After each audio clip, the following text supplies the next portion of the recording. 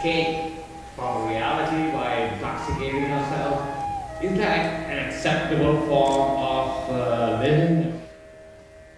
When we say, is it right or wrong, you're asking the question in a moral way. I don't look at life as from the angle of morality. For me, the question is only, does it work or doesn't it not work? Because once we have come here as life, every life, not just human life, every life is aspiring to become a full-fledged life. Yes? A worm wants to be a full-fledged worm, an insect wants to be a full-fledged insect, a tree wants to be a full-fledged tree. And of course, a human being is aspiring to be a full-fledged human being. But we clearly know what is a full-fledged worm, what is a full-fledged insect, what is a full-fledged tree, but we do not know what is a full-fledged human being. Whatever you have become, still there is a longing within you to become something more, isn't it? So obviously you don't know what is a full-fledged human being. So when you do not even know what is a full-fledged human being, where is the time for you to put yourself to sleep? See, any kind of intoxicant means in some way you're putting down life. One who knows how to manage his own thoughts and emotions, if you knew how to keep your thought and emotion the way you want it, would you keep yourself blissful or tense or miserable or what? I'm asking, it's a question. If your thoughts and emotion took instructions from you, would you naturally keep yourself in the highest level of pleasantness and of experience? You would, right? So if you were at the highest level of experience within you, would you want to put it down with alcohol or drug? No. So right now, our minds are in a state where it is causing enormous amount of stress and misery. You want relief at least at the end of the day. If you drink through the day, you will get labeled, so at least when you go home, a month ago, I was in New York City, the large group of people. I asked them, what do you think is the percentage of people in New York City who can sit in the evening peacefully, not even ecstatic, just peacefully, without even a glass of wine? I'm treating glass of wine as the minimum dosage. They went into a debate and they said 5%. 5% of the people can sit peacefully in the evening without even a glass of wine. I was in London among a very prominent group of people. I asked them, what percentage of people in London can sit peacefully without even a glass of wine? They said less than 1%. I'm saying the entire world is getting there. You know why? Simply because human intellect is active like never before. Never before in the history of humanity, this many people could think for themselves. Earlier, your priest, your pandit, your scripture, your guru, somebody thought for you. You were not supposed to think. In many cultures, if you thought, they took off your head. If you thought for yourself beyond the book that was there, they usually took off your head because you were a nuisance. Yes or no? But for the first time in the history of humanity, more people are thinking for themselves than ever before. Once you start thinking for yourself, unless something is logically correct, you cannot swallow it, isn't it? Something comes to you, unless it makes sense to you, you can't swallow it and digest it, isn't it? Even the worst kind of argument that is happening between people, you're watching the presidential debate and all this, worst kind of argument that's happening, for that person it makes sense. Yes or no? At home, husband and wife, there's an argument, both of them thinks the other is absurd, but within themselves it's making sense to them what they're talking, isn't it? So unless it's logically correct, you cannot swallow it. So once this happens to you, What is happening in the world is, which has already happened to you and it's happening to younger generation in a bigger way, is the heavens will collapse. Not a small accident. Heavens are collapsing. This generation of people, though it is collapsed, they're somehow trying to keep it up. But I'm telling you, your children will pull down the heaven if it doesn't come down. Because it's like this, what is there in heaven? Let's look at this. See, in Hindu heaven, food is very good. There's also drink. So if you like food and drink, you must go to Hindu heaven. It's the best place to eat. Nala himself cooks for you. In another heaven, there are white-gowned ladies floating in the clouds. If you like that kind of ambience, you must go there. If you go to another heaven, you will encounter virgin problems. No drink though there.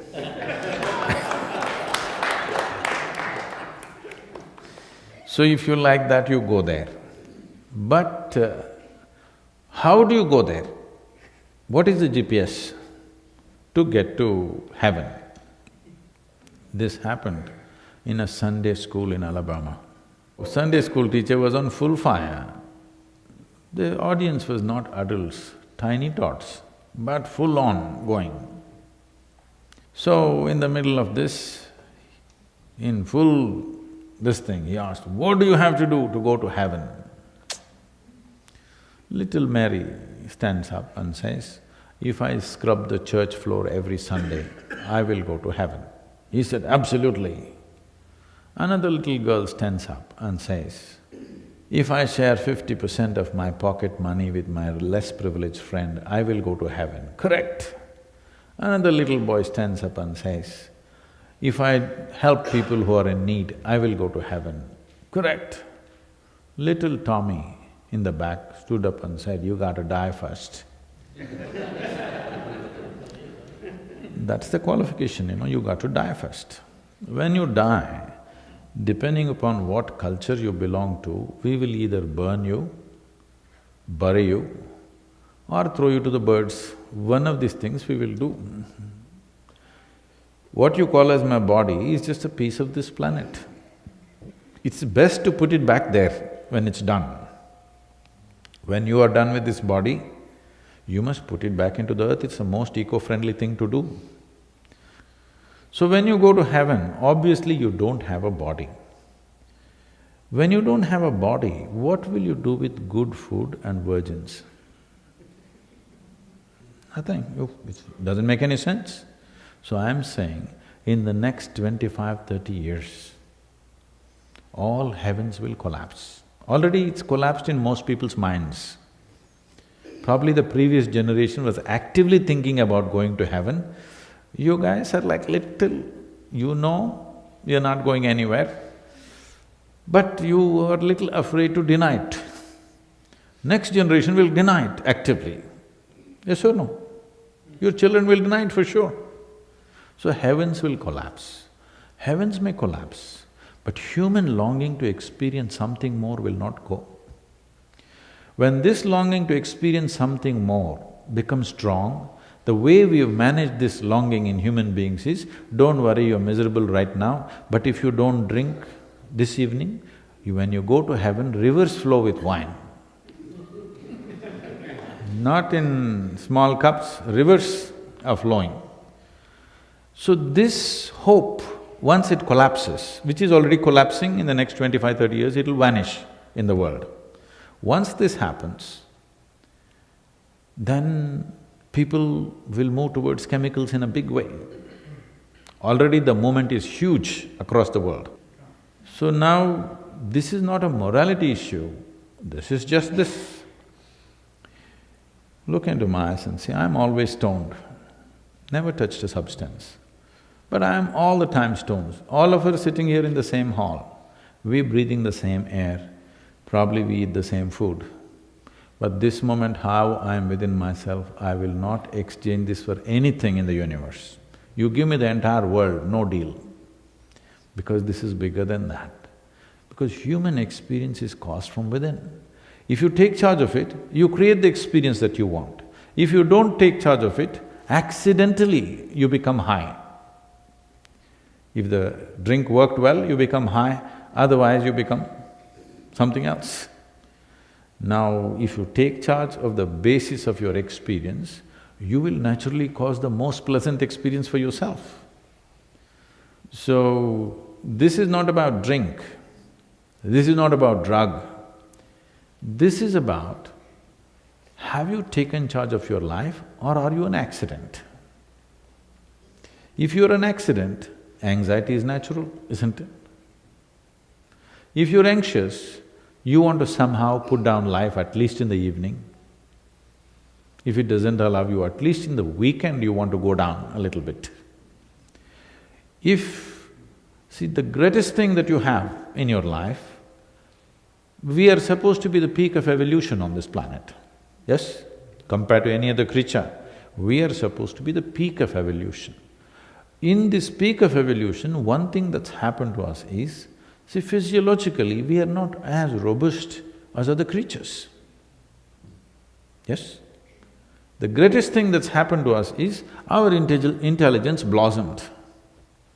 If our intelligence has blossomed, truly blossomed, then we should at least know how to make this absolutely beautiful and pleasant, isn't it?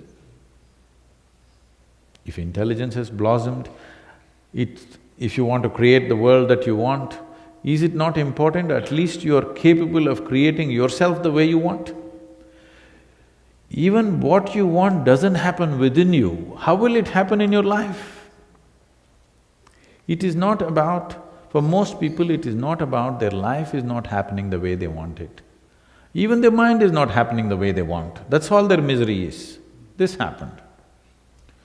On a certain day, a lady went to sleep. A lady went to sleep. In her sleep, she had a dream. In her dream, she saw a hunk of a man standing there and staring at her. Then he started coming closer, closer, closer. He came so close she could even feel his breath. She trembled, not in fear. And then she asked, "What will you do to me?" The man said, "Well, lady, it's your dream."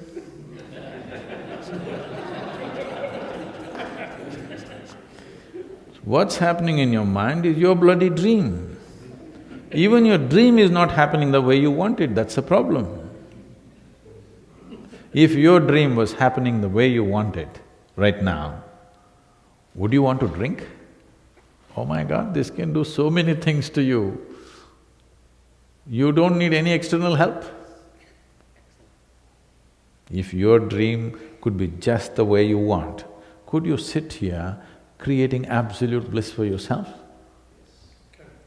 Yes or no? Yes. So even your dream is not happening the way you want it, that's where it is. Even the dream machine is not taking instructions from you. So the only way is to kill it. No, kill it. With intoxication, you're trying to kill it. In some way, you're trying to kill it, isn't it? Put it to sleep. This is in terms of evolution, it's a regressive step. When 90% of the population on the planet drinks and drugs, let us say, you will see this. Unless we do something significant in the next 15 to 20 years, if we do something significant, this can change.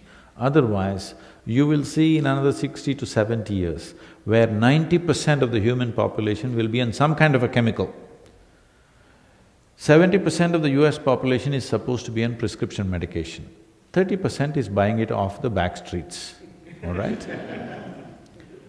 The three major industries on the planet are, the top industries are, arms and armaments stand first, pharmaceuticals stand next, alcohol stands third. You're a beneficiary or a contributor? Alcohol. It's the third largest industry. So one takes you towards death, another pretends to get you back, another is 100% death. These are the three largest industries on the planet, bigger than food. Can you beat it?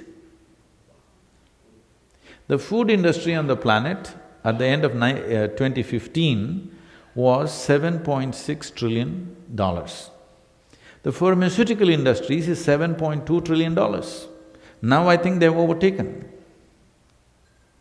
That is, we're taking more medicine than food. Have we lost it or no?